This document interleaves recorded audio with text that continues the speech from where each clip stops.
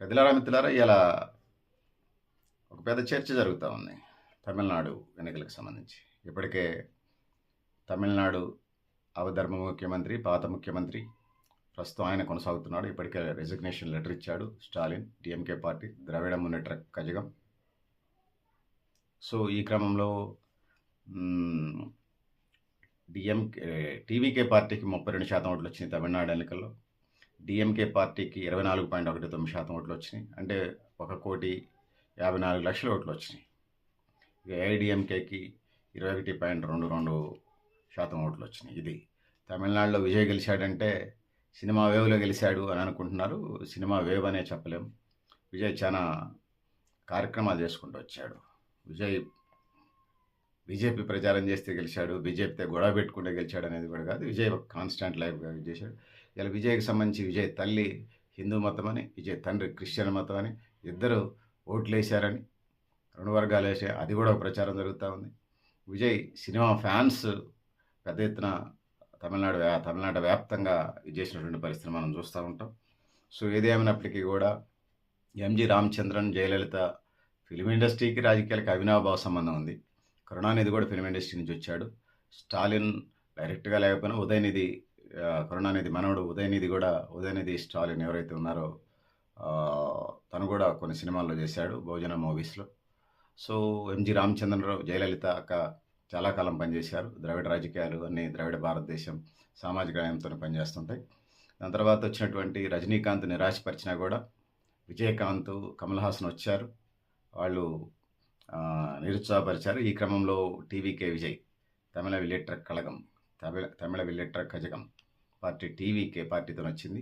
ఈ TVK party మీద కూడా అనేక పుకార్లు, షికార్లు చేస్తున్నాయి. టీవీకే అంటే త్రిష, కృష్ణన్ మధ్యలో విజయ్ పేరు పెట్టారట. సో సరే, రకరకాల మేమ్స్ వస్తూ ఉన్నాయి. సరే, దాన్ని పెద్ద పట్టించుకోవాల్సిన అవసరం లేదు. రాజకీయాల్లో వర్షాకాలం తడవని రైతు కానీ కూలి కానీ ఉండడు. రాజకీయాల్లో ఉన్నవాళ్ళు విమర్శ పాలు కాకుండా ఉన్నారు, విమర్శలు లేకుండా జీవించే వాళ్ళు ఉంటారు. అది సహజం. అది సో ఏది విమర్శలు ఉన్నా కూడా బీజేపీ వలనే గెలుస్తూ వచ్చాడని అంటే 25 సంవత్సరాల సర్వీస్ అయితే మనకి కనపడుతుంది. సుమారుగా 52 ఏళ్ల మధ్య వయస్కుడు విజయ్, 52 ఏళ్ల వయస్కుడు. సో 25 సంవత్సరాల సర్వీస్ సెక్టర్లో ఉన్నారు. 18వ ఏటనే ఇప్పటికీ 60 నుంచి 70 సినిమాలు చేశాడు. మూవీస్ అన్నీ కూడా పబ్లిక్ ఇంటరాక్ట్ చేసాయి. ఏదైతే ఉందో తమిళనాడులో ఫిలిం ఇండస్ట్రీలో నెంబర్ 1 హీరోగా వెలుగొందుతున్నాడు. సో తమిళ వృత్తితో పాటుగా ఫిలిం ఇండస్ట్రీ హీరోతో పాటుగా అనేక వివాదాలు మనకు కనిపించినాయి. భార్య విడాకులు ఇస్తున్నట్టుగా, త్రిషాని పెళ్లి చేసుకుంటున్నట్టుగా ఇవన్నీ రకరకాల పుకార్లు షికారు చేసి వీటన్నిటి వెనుక పీకే ఉన్నాడు. ఆయన ప్రశాంత్ కిషోర్. ఏది ఎక్కడ ఆడాలో ఏది ఎక్కడ చేయాలో చేశాడు. సో ఇది పరిస్థితి. నేను 1990 దశకం నుంచి విజయ్ కెరీర్ చెప్పుకుంటూ వస్తాను. 96లో చెన్నై వరదలు వస్తే డొనేషన్ ఇచ్చాడు.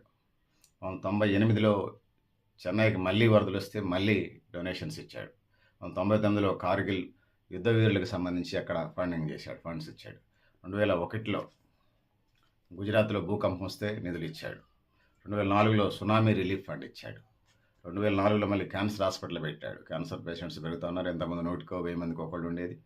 ఇలా ఫుడ్ హ్యాబిట్స్ వల్ల క్యాన్సర్ ఒక మహమ్మారిలాగా తయారైంది. దానికి ఇంకా వ్యాక్సిన్ కనుక్కోవాలి. క్యాన్సర్ హాస్పిటల్ పెట్టాడు 2004లో విజయ్. 2007-8లో ఎడ్యుకేషన్ సపోర్ట్ చేశాడు. తలపతి స్కూల్ని పెట్టాడు. ఆ విధంగా ఫ్రీ ఎడ్యుకేషన్ ఇచ్చే ప్రయత్నం చేసుకుంటూ వచ్చాడు. ఇక 2009లో ఫ్రీ కంప్యూటర్ సెంటర్ని తీసుకొచ్చి సాధ్యమైనంత మందికి ట్రైనింగ్స్, స్కిల్ డెవలప్మెంట్ ప్రోగ్రామ్ చేసే ప్రయత్నం చేశాడు. 2010లో 300 ఫ్యామిలీస్ని, ఇప్పుడు పీపీపీ అంటున్నారు కదా ఆంధ్రప్రదేశ్లో, 300 ఫ్యామిలీస్ని ఆయన ఓన్గా తీసుకొని బీపీఎల్ నుంచి బయటకు తీసుకొచ్చాడు. పేదరికం నుంచి ఇల్లు కట్టించాడు, లోన్లు ఇచ్చాడు. స్వయంపాధి కార్యక్రమం 300 కుటుంబాలకి బీపీఎల్ నుంచి, బిలో పావర్టీ లైన్ నుంచి పైకి తీసుకొచ్చి ఆత్మాభిమానంతో, ఆత్మగౌరవంతో జీవించేలా చేశాడు. 2011లో వెల్ఫేర్ యాక్టివిటీస్ చేశాడు. అనేక వెల్ఫేర్ యాక్టివిటీస్ చేశాడు విజయ్. సో 2011లో తన పుట్టినరోజు నాడు గవర్నమెంట్ హాస్పిటల్స్లో పుట్టినటువంటి, అంటే పేద పిల్లలు అయి ఉంటారు, కుల మతాలకు అతీతంగా, వాళ్ళకి గోల్డ్ రింగ్స్ ఇవ్వడం జరిగింది. అదొక కల్చర్ని స్టార్ట్ చేశాడు. సో ఉన్నప్పుడు డొనేషన్ చేయాలి, అదే గొప్పతనం. తర్వాత ప్రతి సంవత్సరం ఫ్రీ మ్యారేజెస్ చేసుకుంటూ వస్తున్నాడు. ఇన్ని సంవత్సరాలు వాళ్ళకి కావాల్సినటువంటి బట్టలు, పెళ్ళికొడుకు బట్టలు, మంగళసూత్రం, పసుపు కుంకుమ లాంటికి సంబంధించి ఫ్రీ మ్యారేజ్ చేసుకుంటూ వస్తున్నాడు. ఇంకా 2011లో చాలా వెల్ఫేర్ యాక్టివిటీ చేసుకుంటూ వచ్చాడు. 2011లో ఐ డొనేషన్ క్యాంప్స్ కూడా చేసుకుంటూ వచ్చాడు.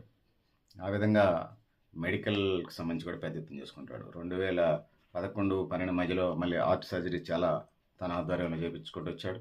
2012లో ఎడ్యుకేషన్ అవార్డ్స్ ఇచ్చుకుంటూ వచ్చాడు. దాని తర్వాత 2013-14లో వరదలు, ప్రకృతి విపత్తులు సాయం చేశాడు. వాటికి సంబంధించి 2015లో నేపాల్కు ఫ్లడ్ వస్తే అక్కడ ప్రకృతి వైపరీత్యాలకు సంబంధించి కూడా ఫండింగ్ ఇచ్చాడు. 2017లో జల్లికట్టుకు ప్రొటెస్టెట్ మ్యారీనా పేరుతోనే ఆయన వంతు పాత్ర ఆయన నిర్వర్తించాడు. 2018లో అనిత దళిత అమ్మాయికి సంబంధించి సపోర్ట్ ఇచ్చాడు. అనేక ఇబ్బందులు పడుతున్నటువంటి క్రమంలో 2018లో కేరళ ఫ్లడ్స్ కూడా సహాయం చేశాడు. 2022లో బ్లడ్ డొనేషన్ క్యాంప్స్, బ్లడ్ డొనేషన్కి సంబంధించినటువంటి యాప్స్ తయారు చేశాడు. విజయ్కి తమిళనాడే కాకుండా దేశవ్యాప్తంగా ఫ్యాన్స్ ఉన్నారు. దానివల్ల దేశానికి పరోక్షంగా ఒక రకంగా పెద్ద ఎత్తున సేవ చేసిండని చెప్పొచ్చు. 2023లో నెల్లైల ఫ్లడ్ రిలీఫ్ ఫండ్ ఇచ్చాడు. 2024లో చెన్నైలో వరదలు ఫ్లడ్లు వస్తే ఇది చేశాడు. 2024 పార్టీ అనౌన్స్ చేశాడు, రాజకీయ డైలాగులు. సో ఇది పెద్ద ఎత్తున విజయ్కి సంబంధించినటువంటి కార్యక్రమాలు చిట్టా మనం చెప్పుకుంటూ రావచ్చు. సో వీటికి సంబంధించి విజయ్ రాత్రికి రాత్రే హీరో అయిపోయాడు సినిమాల్లో లాగా, ఏదో కొన్ని తమిళ సినిమాల లాగా అంటారు. సో విజయ్ కష్టం, చెమట చుక్కలు, రక్తపు చుక్కలు, చెమట చుక్కలు ఉన్నాయి, రక్తపు చుక్కలు కూడా ఉన్నాయి అనేది ఈ సందర్భంగా తెలియజేసుకుంటూ, సో తమిళనాడు అంటేనే 69% రిజర్వేషన్తో పెద్ద ఎత్తున అన్ని వర్గాలను కలిపిపోయి సామాజిక న్యాయం జరుగుతున్నది క్రమం. సో విజయ్కి మేము మేనిఫెస్టో ఇస్తా ఉన్నాం. బీసీ బహుజన ప్రజల మేనిఫెస్టో. తినడానికి తిండి, ఉండడానికి ఇల్లు, కట్టుకోవడానికి బట్ట, విద్య, వైద్యం, ఉపాధి, స్కిల్ డెవలప్మెంట్ ప్రోగ్రామ్స్, భూమి పంపిణీ, సామాజిక న్యాయం ఉండాలి. సైన్స్ అండ్ టెక్నాలజీకి సంబంధించినటువంటి మారుతున్న కాలమాన పరిస్థితులకు అనుకూలంగా. సో చెన్నై లేదా తమిళనాడు ఇప్పటికే భారతదేశంలో టాప్ దేశాలుగా ఒకటి ఉన్నది, టాప్ స్టేట్స్గా ఒకటి ఉన్నది 29 రాష్ట్రాల్లో.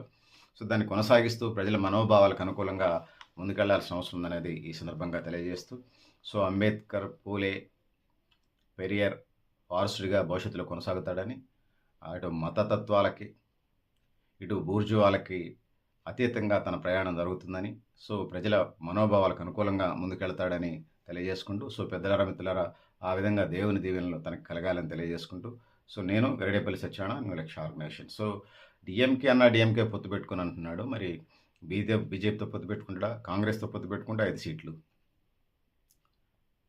10-12 దాకా కావాలి. 5 పోతే మరి 7-8 ఇంకా కావాల్సిన అవసరం ఉంది. మరి ఇతర చిన్న చితక పార్టీలతో వామపక్షాలకు 4 ఉన్నాయి, కాంగ్రెస్ 5, 9 పోయినా కూడా మళ్ళీ ఇంకా చిన్న పార్టీలు ఉన్నాయి, వాళ్ళతోనే పొత్తు పెట్టుకుంటాడా, ఏం జరుగుతుందో అది కూడా చర్చ జరుగుతుంది. ఏమైనా సోర్స్ అయితే కనపడుతున్నాయి. మన తమిళనాడుకు సంబంధించి ఇది పరిస్థితి. పళనిస్వామి బీజేపీతో కలిసి ప్రయాణం చేశాడు. సో ఈవీఎంలు 50 లక్షల ఓట్లు తీసేసినా కూడా గెలుపు ఈజీగా అయిపోయిందని చెప్పేసి ఇది అవుతుంది. సరే 50 లక్షల ఓట్లు తీసేసినా ఆర్టిఫిషియల్ ఇంటెలిజెన్స్తో తీసేసింది కేంద్ర ప్రభుత్వం. అయినా బీజేపీ రాలేదంటే ప్రక్షాళన జరగాల్సిందే. దొంగ ఓట్లు ఇవన్నీ జరగాలి, ఆధార్ కార్డు లింకప్ చేయాలి. సో ప్రజాప్రతినిధులకు సంబంధించి వచ్చినప్పుడు మేము మొదటి నుంచి డిమాండ్ చేస్తున్నాం. న్యూ లక్ష్య ఆర్గనైజేషన్ సంబంధించి 10 కోట్లు, 100 కోట్లు, 1000 కోట్లు తమ అఫిడవిట్లో చూపించినటువంటి వాళ్ళకి పనిచేసిన కాలానికి టీఎల్డీఏలు అవి మెయింటెనెన్స్ అవసరం కాబట్టి పనిచేసిన 5 ఏళ్ళు ఆ చట్టసభ మధ్యలో ఒక్కోసారి పార్లమెంట్లో రద్దు అవుతుంటాయి కాబట్టి పనిచేసిన కాలానికి సంబంధించి జీతాలు ఇవ్వండి. తర్వాత అన్ని 1000 కోట్లు ఉన్న వాళ్ళకి ప్రజలు కట్టే పనుల్ని ఎంతకాలం చేస్తారండి, జీవితకాలం ఎట్లా ఇస్తారు, పెన్షన్లో జీతాలు. సో అది రద్దు చేయాలని తెలియజేసుకుంటూ, సో పెద్దలారా మిత్రులారా జీవితకాల పెన్షన్ విధానాన్ని, జీవితకాల జీతం విధానాన్ని రద్దు చేయాలి. అంత కోటేశ్వర్లకి ఒక పారామీటర్ పెట్టండి. 10 కోట్లు 20 కోట్లు ఉన్న వాళ్ళకే ఇస్తాము, దాటితే ఇవ్వమని. 100 కోట్లు 1000 కోట్లు లక్షల కోట్లు ఉన్న వాళ్ళకి కూడా ఇటు ఎమ్మెల్యే గెలిస్తే ఎంపీ, ఇటు ఎంపీ గెలిస్తే ఎమ్మెల్యే గెలిస్తే ఎమ్మెల్యే పెన్షన్, ఎంపీ గెలిస్తే ఎంపీ పెన్షన్, 2 పెన్షన్లు ఒక జీవితకాలం. ఈ డబ్బులు అయ్యాయి ప్రజల పనులు కట్టినాయి, ఉప్పు మీద, పప్పు మీద, చింతపండు మీద, మంచి మీద. ఆ విధంగా ముందుకు పోవాలి. విజయ్ ఈ తరహా సినిమాలు చాలా తీశాడు. నిజ జీవితంలో ఎట్లా తన పెర్ఫార్మెన్స్ ఉంటుందో మీలాగే నేను కూడా ఎగ్జైటీగా ఉన్నాను. సో పెద్దలారా మిత్రులారా మీరు కూడా మీ అభిప్రాయాలు కామెంట్ బాక్స్ రాయని తెలియజేస్తూ, నేను గరిడేపల్లి సత్యనారాయణ, న్యూ లక్ష్య ఆర్గనైజేషన్. Thank you. ఎవరు పెద్దలారా.